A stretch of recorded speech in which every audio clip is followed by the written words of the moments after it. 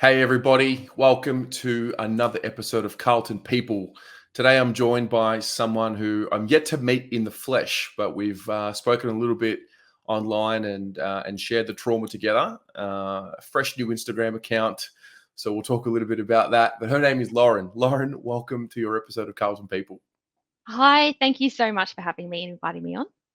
No worries. It's we had a really good chat just now about the year that's gone. We're filming this on the 3rd of December. So it's one of the rare episodes that we've done since, if not the first that I've done since the 2022 preseason began. First of all, before we talk about 2022, how are you going now? What's happening in your world?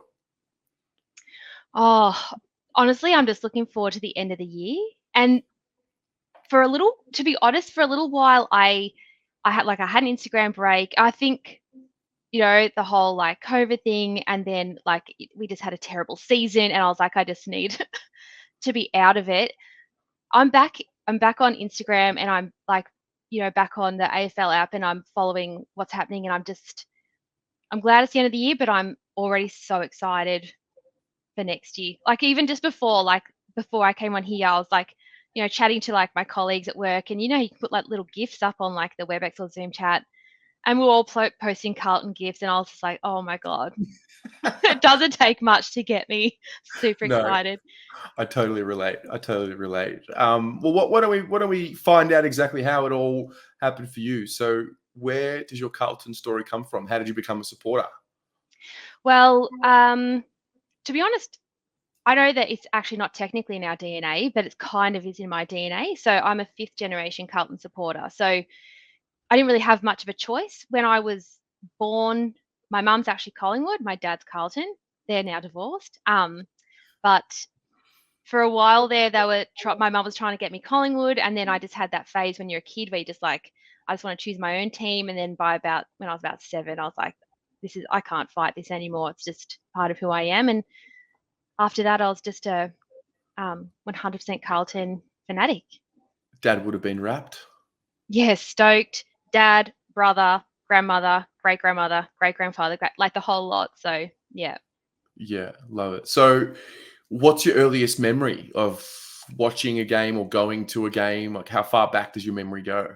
Yeah, so we lived in the country. So I grew up in Yakandanda, which is a tiny little town in the country, and we used to come down to the games. And like back when I was really little, um, the reserves used to play before the games, and so we'd come down really early. We'd watch the reserves play, then we'd watch like the seniors play.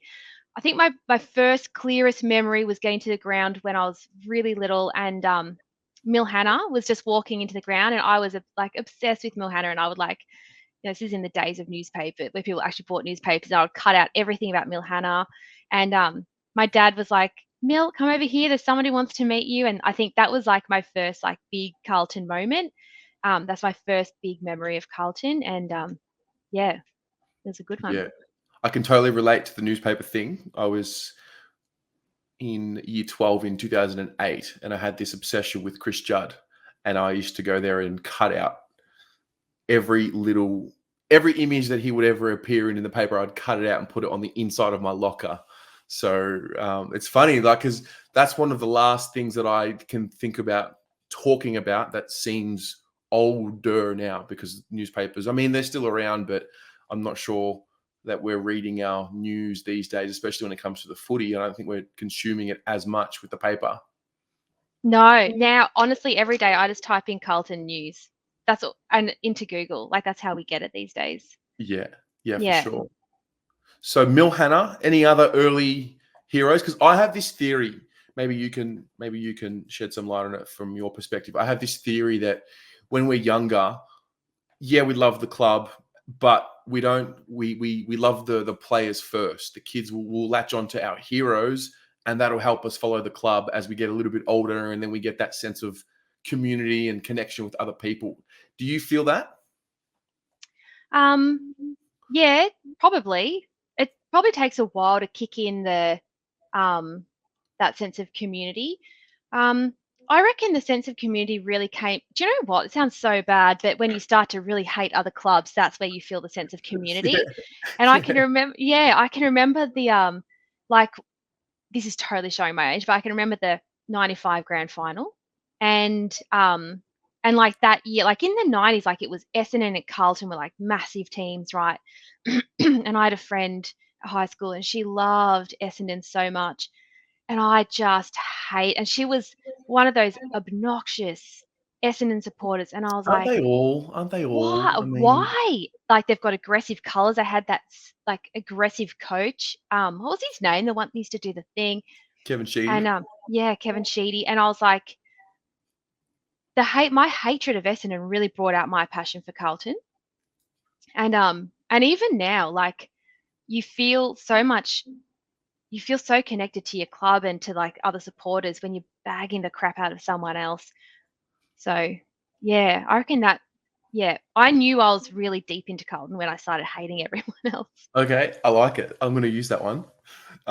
So you said you've watched the '95 grand final. So you've seen, I guess, like the back end of the golden era, we'll call it. Yeah, So '95, great day, great day. I was 4, so I don't really remember it. yeah. You might have a better memory of. Well, what do you have? Like, well, what was your memory of '95? Because that's really the last time that we. I mean, I don't know if '99 counts as a successful year. It probably does. No, it does. We made a grand I final. would, So yeah, I would count it as a successful year.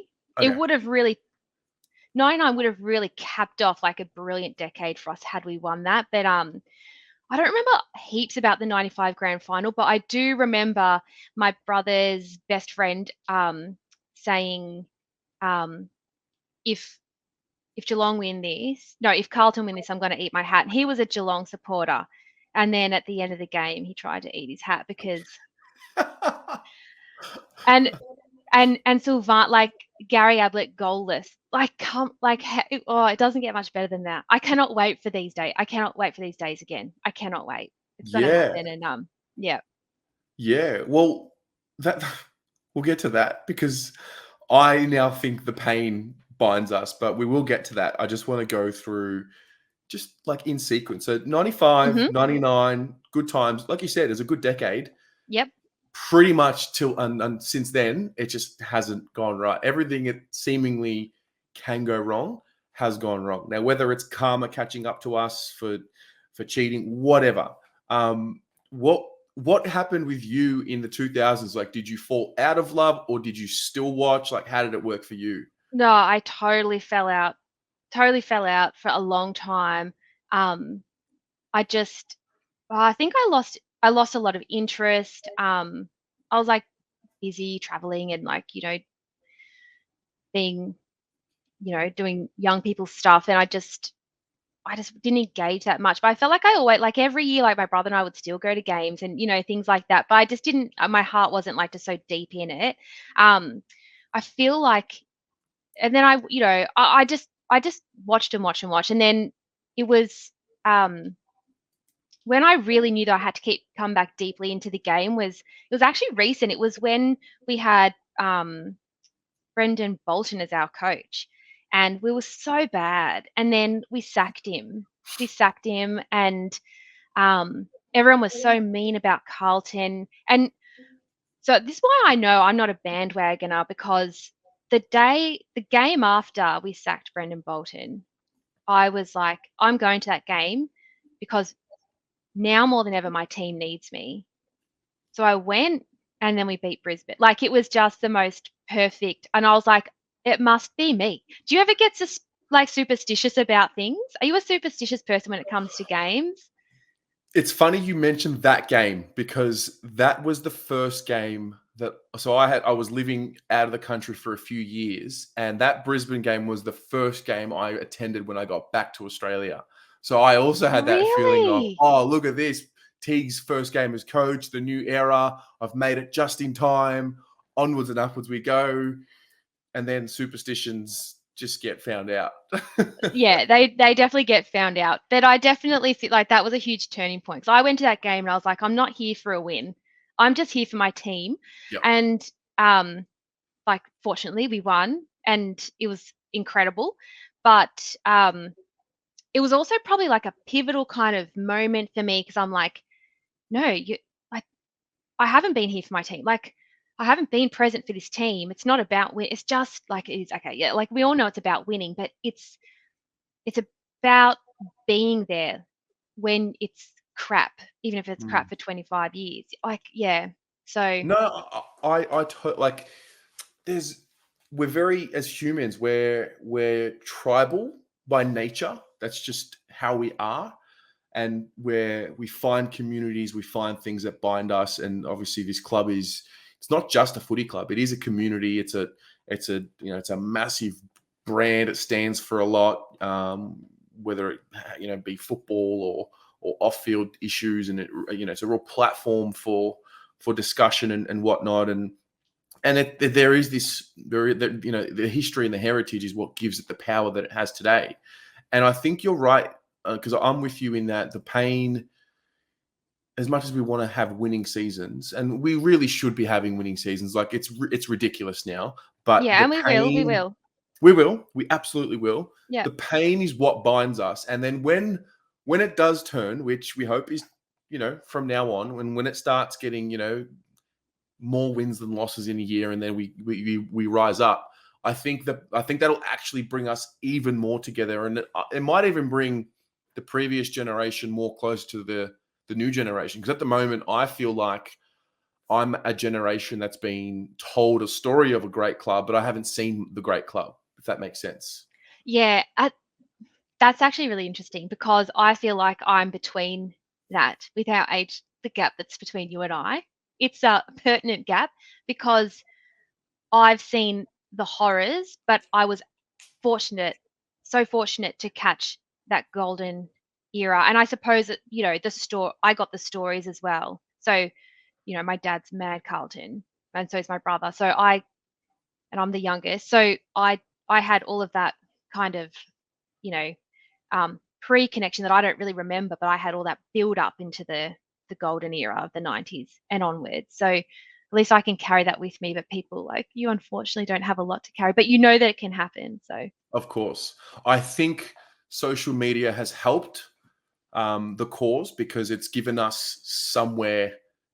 I mean, 25 years ago, you mentioned when you were overseas and you did your year abroad, you hmm didn't have YouTube, or you didn't have AFL Live to watch it, stream it somewhere. It had to have been playing in a pub. If you were lucky, it was there. yeah, totally. So there wasn't really like an online space where you could connect with other fans and just send a message to a group, or watch content on Instagram or wherever you consume, or Google. So I think people who now experience what you did in your travels can still stay connected. I mean, that's really my story. Like when I left Australia, I stayed as connected as ever because I had forums, Facebook groups, Instagram, Yeah. and whatnot. So yeah, we're all just living through this interesting time, 25 years. But I think more so the last decade has been crazy because we've been given all the things and all the tools to be better, the draft picks and everything we need. We've been given it, and we just haven't been able to figure it out. Yeah, I know. And I think about this a lot. Like I look at other teams. Like some of my friends who aren't Carlton supporters say like Carlton now is like the 2016 Richmond, like just right, just primed, ready, on the verge, and then they're gonna like take off. Like, and these are non-Carlton people, and that like they'll watch this and they'll like laugh at me saying this, but um, I just, yeah, like I really feel like we are. I'm stupidly optimistic about next year, and I feel like I don't know if you want to talk about the review, but I feel really positive about the review. Um, what was deemed really taken really negatively in the media and in like amongst our fan base, like people were so devastated. But I just thought this is the best thing we can do. This is the best thing that's happened to us in years. This review. Mm. So Yeah, well, let's talk about it. I mean, I think for me, because I was still hung up on the plan from 2015. yeah, the The new original plan. era. This is the plan. We're going to hit the draft for 3 years. Then we're going to hmm get some free agents in, and then like it all act like theoretically it makes sense. Hit the draft. They need probably 3 to 5, 6 years to develop in their bodies, and then in the meantime, we'll get some experienced players just to be the icing on the cake. So I launched into 2021 ready. Like, we are ready. We have got everything we need. So when it fell apart as quickly as what it did, Yeah. like GWS was for me like the end of it, but it probably was before that. In like when the review was announced, I just thought it was a bit of a gimmick just to shut everyone up. In Yeah. hindsight now, I think you're spot on. We needed a proper review, but also a full clean out of the we did the players, but we didn't do the coaches, you know? No, exactly. And that's exactly what we've done. And um I know, like, again, like, I know I'm like probably over optimistic about this, but we have a new president, and all respect to our past president because he knew how to handle a business. Um, but we need a champion mindset, and we Mm, have a winner as our president. He's just a winner. He's got a winner's mindset. Um, and the coach, like, as much as we love Teague, like, we can't just he was such a lovely person, but it's not enough. And mm, I'm so excited about having Michael Voss. But aside from that, like the review, it's like it cracks everything apart and it breaks hearts and it breaks mindset and it but when you come together, it's you can't go through something like that as a club and as a team of individuals or two teams of, like, our girls and our boys of individuals, and not come out so much stronger. Like, something's yeah. gone wrong if you don't come out stronger. So I feel that is you can't look so far inward and not come out better. So Mhm, I'm really positive that that's what's going to happen as well.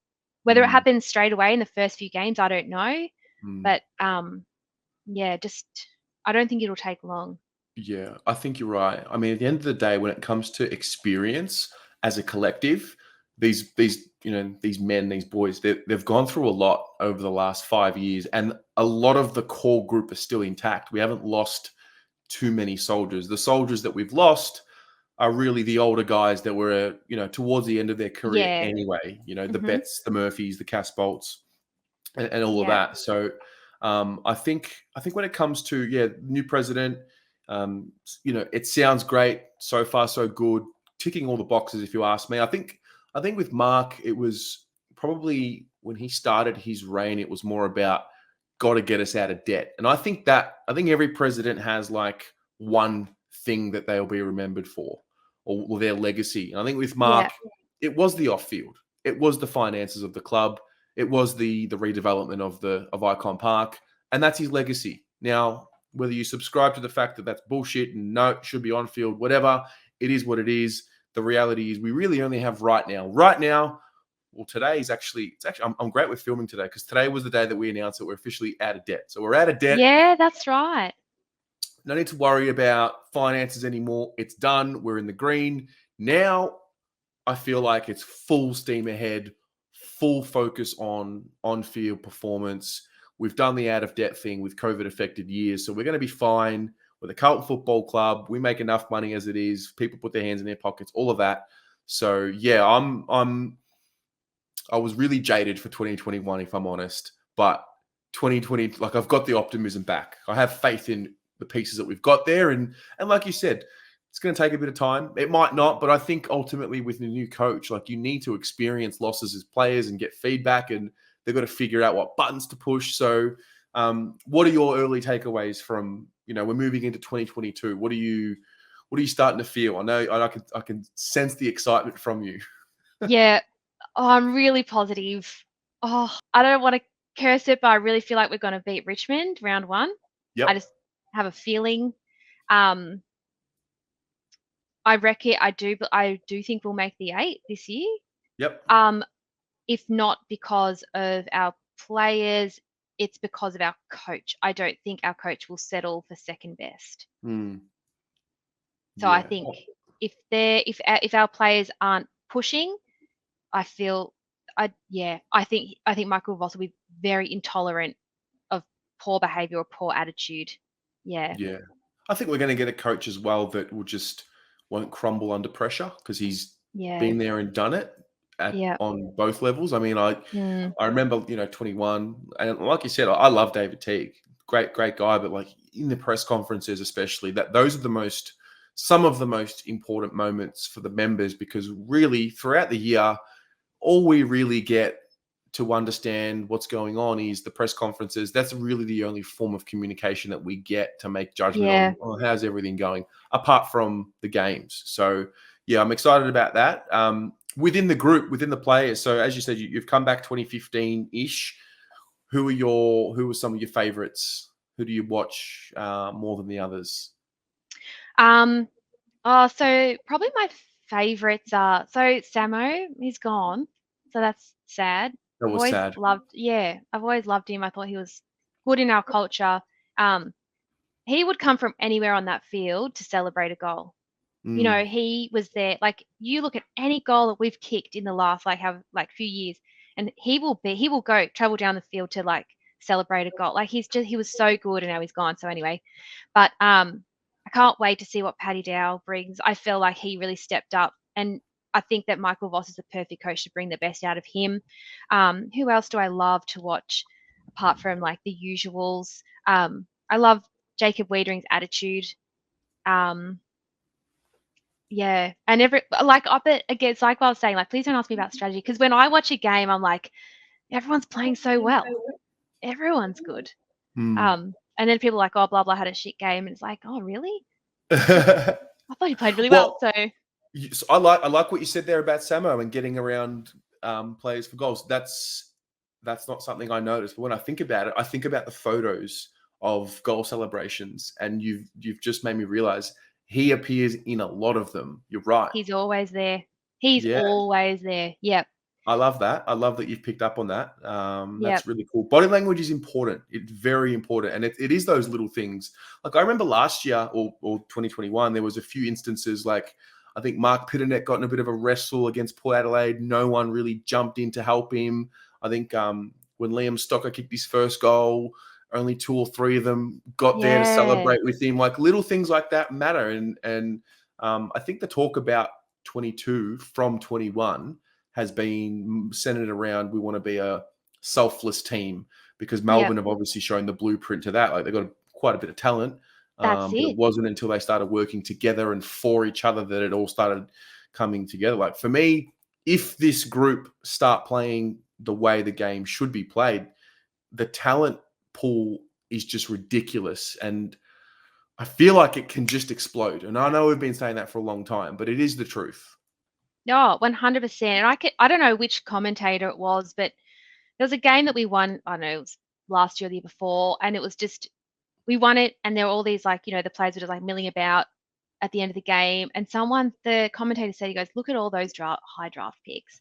I'm like, exactly, like, come on, like, something's got to happen. And then when Melbourne won this year, and like, that was a like goosebumps game. Like, they were just unbelievable, weren't they? And I'm like, that's the same team that they had the year before, and the year before Yeah. that, and the year before that. Like, the talent in that team hasn't changed. Like you said, it's mindset. I think they got in some new assistant coaches, but yeah, apparently, like, day one, I think it was Christian Petrarca saying, like, day one they said, who do we want to be this year? Mm, And that was it. mm, So yeah, mm. it's all very doable, Terry. It's all It is very all doable. very doable. You don't have to convince me. I'm with you. I'm with Yeah. you. What about the women? Do you watch the women much? Yeah, love watching the girls. Can't wait. I've got my membership for the women's this year. And yeah, I'm stoked for January 9th to get along and see them win against the filth, as we call them. Absolutely. Hopefully this time around, Maddie Prasparkas doesn't get suspended, because you know she's going to be fired up. Like part of me loves it that she gets a little extra fiery for Collingwood. Yeah. But also, like, the AFLW is a very interesting competition for a lot of reasons. And one of them is you can't afford to lose two games, because that's a fifth of the season, Yeah, that's exactly right. Yeah. So, Yeah, I wouldn't mind seeing Maddie get fired up. I like it when the girls get fired up, because I feel yeah. like we kind of expect them to be a bit more placid, but they don't. Like, there's some little firecrackers in there. So Oh, no, they're tough. yeah, I would stoked. argue they crack in harder than our men at the moment. I'm Yeah, serious. Like they they really crack probably in. do. There's no fear there. So Yeah. yeah, okay. Um, Before I let you go, I've got to ask you a question that everyone gets asked. Mhm. And then I've got a question for you, but yeah, go. You go first. Do the stickers go on the back of the car? No. They don't. Not, Oh, not for me. no. Do they go on for you? Oh, yeah. Just put Yeah, the that's okay. plastered on. It looks like trash, but I don't care. No, there's I nothing. want everyone on the road to know that I'm a Carlton supporter. Hey, I love that. I love that. I feel like I do my Carlton branding in other ways. So Yeah.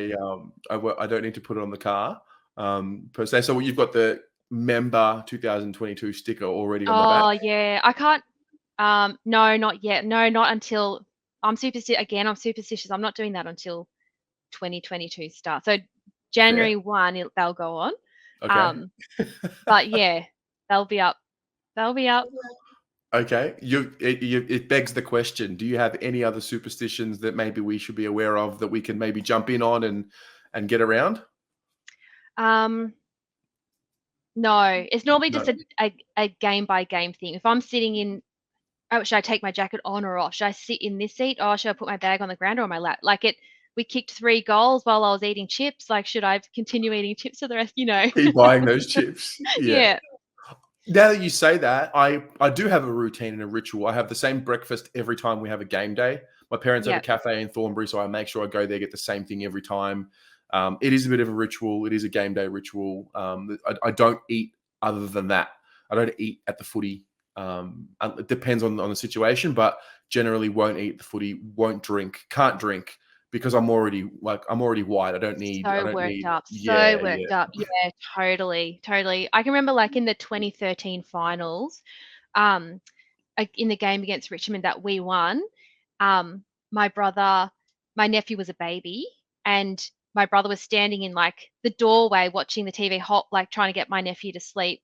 This is in, I think, the second quarter, and um, I think we started like kicking goals, and my brother stood there for the whole game holding my nephew. Like his arms would have been dropping off. That's how yeah. superstitious we get. Okay. I can't leave this position, and then we won. So that must have been it. Love it. So, based on what we've seen so far, we've had this journey with 2021, how it's happened. When do you think? What year is it going to be when we lift up the cup? We're going to put this in a time capsule and watch this video in decades to come from today, and Yeah. we'll see how far off we were. 2023. 23. Okay, so Yeah. solid finals berth in 22, followed by Y- the year 23. Yeah. Yeah. By the year 2023, we'll have the cup, and I think that it'll be a few in a row. Can't wait to be spoiled. I can't wait to say, oh, I can't really be bothered going to watch us win today. Like, I'd need that. Totally. Can you imagine? Like, oh, it's gonna happen. I can feel it. Okay. I'm with you. Yeah. I'm with you. Lauren, it has been a pleasure. I really appreciate your time. Thanks for joining me. And I look forward to catching the season with you next year. Thank you so much. It's been fun.